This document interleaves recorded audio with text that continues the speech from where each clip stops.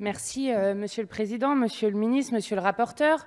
Les certificats d'économie d'énergie ont été créés afin d'inciter les acteurs privés à réaliser des économies d'énergie.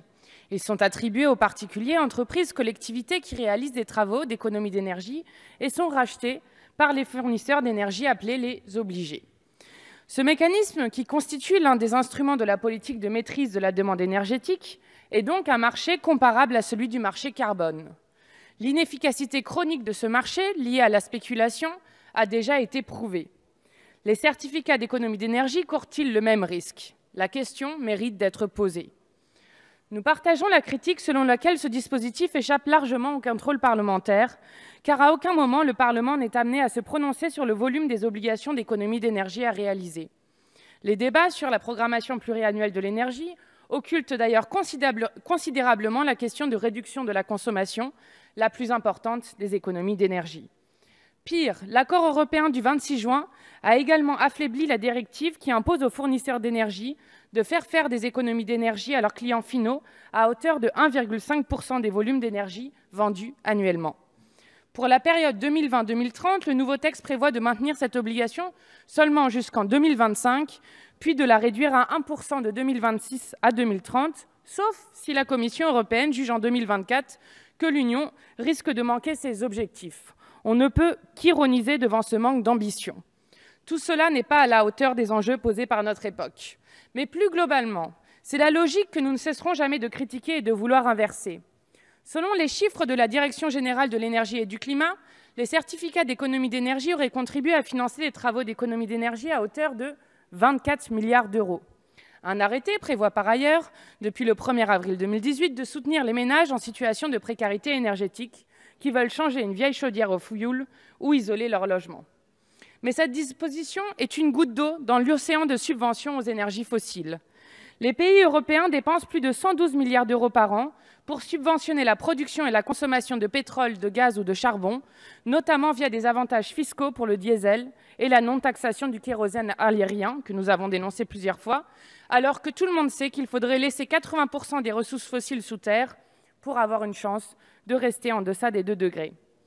Quel écart entre les promesses européennes de suppression des subventions aux énergies fossiles pour 2020, conformément à l'accord de Paris, et le montant faramineux des subventions encore décernées à ce secteur. L'Union européenne elle-même fournit en moyenne 4 milliards d'euros d'aide à l'extraction et à la consommation de ces énergies tous les ans. Et l'exploration pétrolière continue à être financée contre toute logique. Ainsi, entre 2014 et 2016, la France et le Royaume-Uni ont dépensé 253 millions d'euros par an pour trouver de nouveaux gisements. Bien plus que d'encourager le gouvernement à renforcer les dispositifs de lutte contre la fraude aux certificats d'économie d'énergie et les comportements spéculatifs, ainsi que le recommande M. Aubert, nous pensons que le gouvernement devrait prendre des engagements clairs concernant la subvention aux énergies fossiles. Plutôt que de miser sur la responsabilité individuelle et les incitations vagues aux entreprises, il est urgent de prendre des dispositions fermes et contraignantes face à l'urgence écologique. Croire que l'incitation privée pourra être le moteur de la transition écologique est aussi absurde que de croire en la finance verte pour affronter l'urgence climatique. La transition énergétique suppose en effet des investissements à long terme et des investissements massifs, inconcevables pour la sphère financière qui est dominée par la rentabilité à court terme. Et cela pose la question de la rupture avec nos modes de vie, qui ne peuvent se satisfaire de petits pansements. Les panneaux publicitaires lumineux partout, l'agression permanente de la société de consommation, la création de la frustration pour faire tourner la machine à consommer, tout cela doit prendre fin.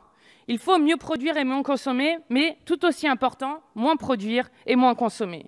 Et je voulais finir avec cette phrase d'une tribune de Frédéric Dehain, auteur du livre « La dictature du carbone ».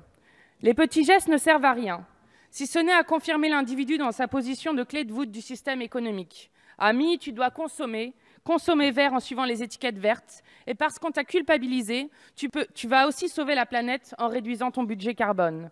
Réduire nos émissions, atteindre des objectifs de réduction, résumer sa vie à des échanges de carbone, voilà qui ne contribue pas vraiment à un monde qui cherche sans cesse la performance, la réduction des coûts, l'amélioration des flux, l'efficacité. Compensation et certificats d'énergie sont 2 belles foutaises, car basées sur des scénarios fictifs, un absurde fantasme d'ingénieur, la neutralité carbone. Ce sont donc, chers collègues, nos modes de consommation et de production qu'il faut transformer, et il est clair que ni cette majorité, ni les bancs de droite n'y sont disposés. Je vous remercie. Merci.